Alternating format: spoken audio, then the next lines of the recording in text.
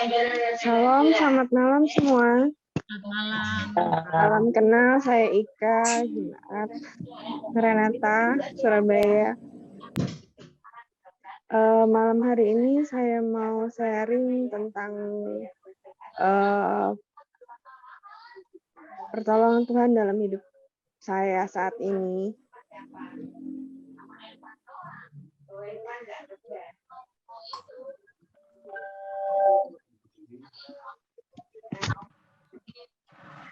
Saya saat ini sedang bergumul dengan rumah tangga dan keluarga saya.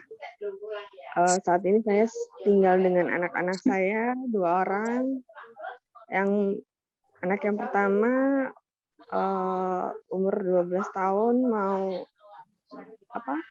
saat ini sudah SMP kelas 1, baru masuk SMP kelas 1, dan yang kedua itu baru naik kelas 4 SD, laki-laki. Pertolongan Tuhan dalam hidup saya saat ini di dalam pergumulan saya dalam mencari sekolah anak saya yang perempuan. Saat itu mencari SMP, mengikuti PPDB SMP Surabaya.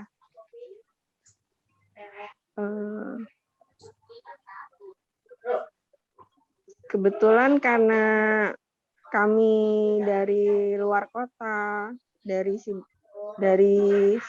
lulusan luar kota di Sidoarjo, kami tidak mendapat informasi yang pasti atau tidak lengkap mendapat informasi. Jadi kami mencari informasi sendiri secara online karena guru di sekolah Sidoarjo tidak punya informasi untuk PPDB Surabaya. Dan saya dapat info untuk jalur prestasi yang diadakan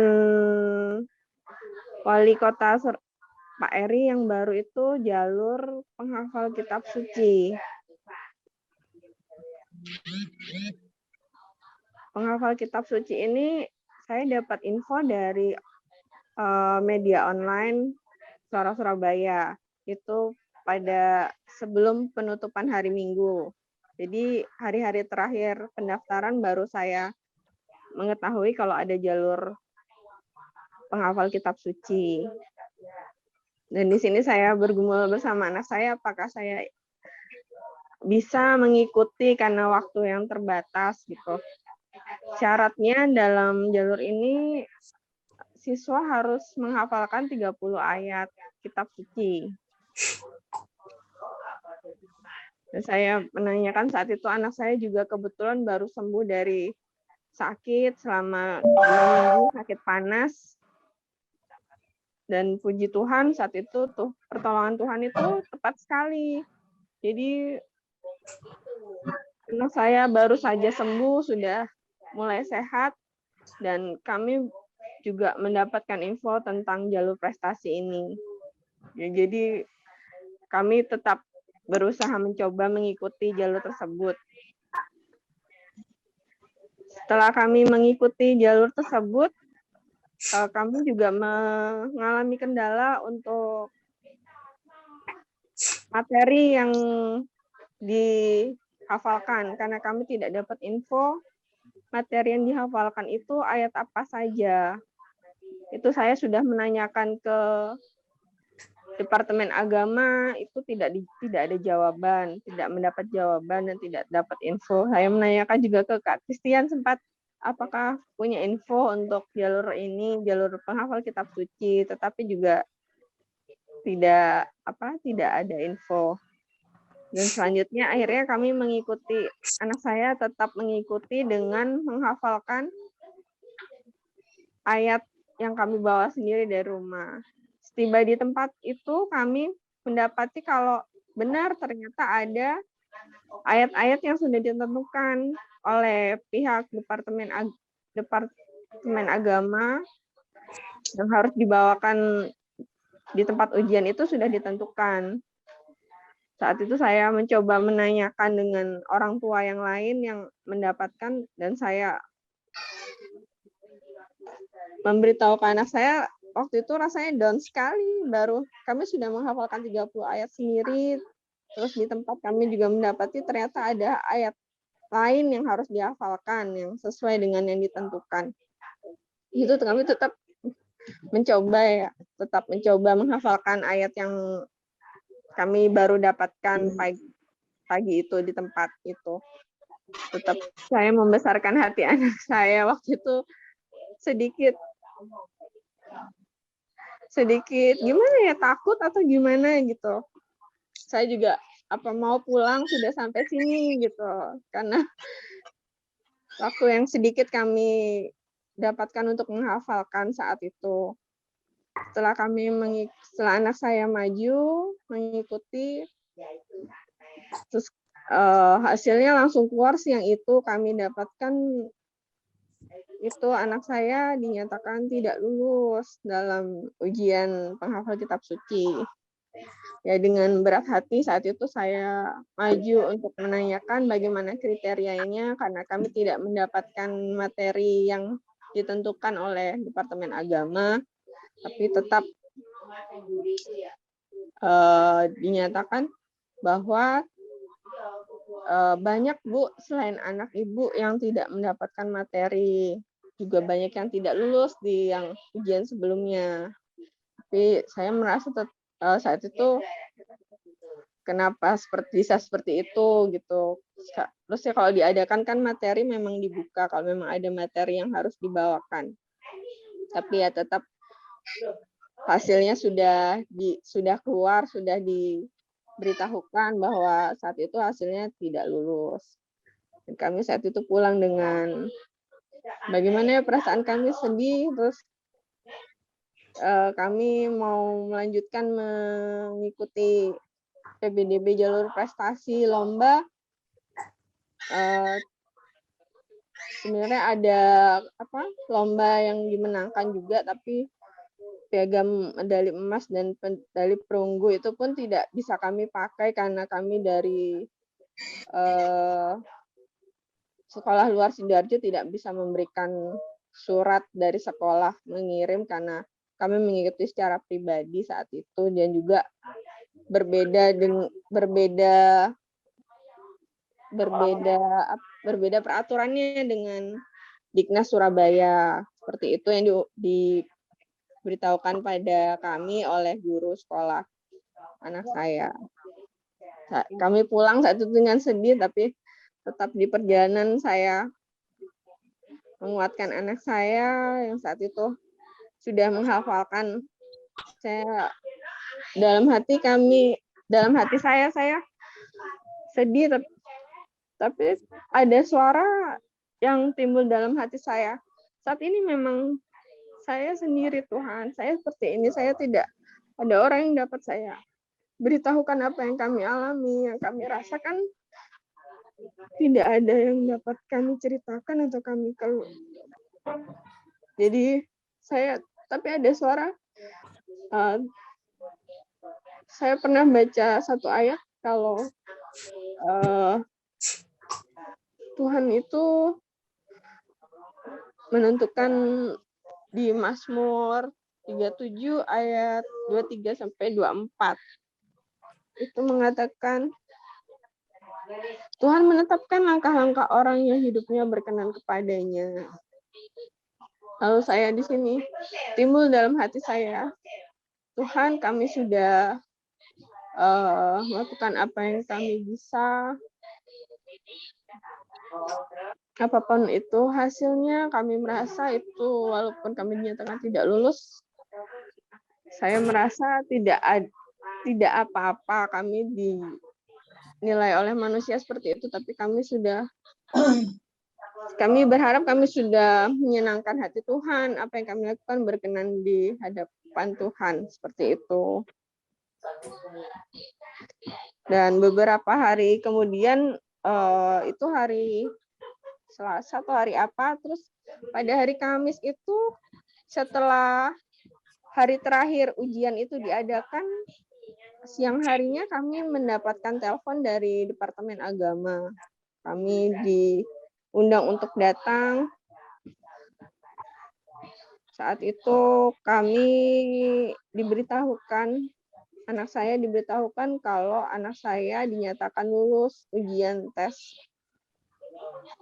penghafal kitab suci. Dan kami diundang untuk hadir mengambil surat berita acara yang baru, yaitu yang dinyatakan anak saya lulus, yang menyatakan anak saya lulus. Saya kaget saat itu, kami tidak saya mengucap syukur saat itu. Saya merasa ini, Tuhan, bagaimana mungkin anak saya sudah dinyatakan tidak lulus, tapi saya dipanggil lagi dinyatakan lulus. Saya seperti tidak percaya saat itu. Saya, apa benar seperti ini? Tapi saya akhirnya datang ke Departemen Agama untuk mengambil surat berita acara. Di sana saya sudah ditunggu di depan pintu oleh orang dari Departemen Agama yang saat itu menguji, dan saya bicara dengan saya kalau anak saya tidak lulus. Saat itu saya bertemu, saya menyapa dengan ringan, menanyakan gimana untuk pengambilan berita acaranya. Terus beliau mengatakan, apa? Ya Bu, silakan mengikuti saya. Terus dalam perjalanan kami, ibu itu sambil mengatakan pada saya, apa Ibu sudah diberitahu kenapa anak Ibu lulus? Oh belum Bu, saya hanya diberitahu untuk datang mengambil surat berita acara. Ya, ini anak Ibu dinyatakan lulus bukan karena kemampuannya, tapi karena kuota kami masih ada. Beritahukan pihak penguji ini kepada saya seperti itu. Tapi di situ hati saya tidak ada rasa seperti yang waktu selesai anak saya mengikuti ujian itu. Hati saya waktu itu kan merasa, kenapa kok anak saya tidak mendapat materi, sudah tidak seperti itu. Saya walaupun diberitahukan seperti itu kembali dinyatakan seperti itu, anak saya sudah dibentuk Tuhan untuk tidak kepahitan atau tidak dengan perkataan orang penguji ini. Jadi saya menerima, oh begitu Bu, baik, saya jawab seperti itu saja. Jadi ya itulah Tuhan membentuk hati kita saat kita bergumul di dalam Tuhan. Tuhan yang menolong kita, memulihkan kita, mempersiapkan kita, dan tangan Tuhan segera menolong saat itu. Ya, seperti itu sharing saya. Oke, makasih Ika sudah bisa sharing dengan kita, ya. Dan Bapak Ibu, Ika ini dalam pergumulan, kita tetap doakan Ika. Tafinsa sedang bantu juga Ika untuk keluar dari pergumulan keluarga, ya. Tapi kita percayalah Tuhan pasti punya sesuatu yang terbaik bagi Ika. Karena di tengah pergumulan seperti itu pun Ika tetap mau dengan kita dalam persekutuan dari PAKBA ini, ya. Kita tetap sama-sama dukung Ika dalam doa supaya pergumulannya, permasalahan keluarga yang dihadapi itu bisa Tuhan selesaikan. Ada lagi yang mau sharing? Bu Tina, gimana kabarnya? Pak Ari lagi ini ya? Lagi ada acara ya? Iya, yang pertama minta maaf tadi telat karena kami ada acara sebentar. Ya doa. Kemudian Pak Ari ada acara untuk Zoominar. Ada Zoominar dari STT Jakarta, jadi beliau nggak bisa ikut. Oke. Iya. Ya, Oke. saya mau sharing, Pak. Oke, silakan Bu Tina. Iya. Ya, pandemi COVID buat kita mungkin sepertinya banyak hal yang membatasi, banyak hal yang membuat gerak kita itu tidak bisa luas, luasa gitu. Tapi saya melihatnya dari sisi yang lain, malah justru di masa pandemi ini malah kita bisa leluasa bergerak, terutama dalam pelayanan. Bapak Ibu ketika tahun lalu 2020 bulan Maret ketika ditetapkan bahwa gereja tidak bisa membuka seperti biasa, kami di Batu cukup merupakan satu pergumulan yang tidak mudah. Kemudian harus beralih kepada ibadah online. Jujur saja pada saat itu kami tidak mempunyai peralatan multimedia yang cukup dan memadai. Tetapi puji Tuhan, Tuhan gerakan beberapa orang untuk meminjamkan peralatannya. Kamera itu kami pinjam dari beberapa orang, ada 3 orang secara pribadi. Dan bukan hanya itu, tapi kami juga berdoa untuk siapa yang mengoperasikannya, gitu.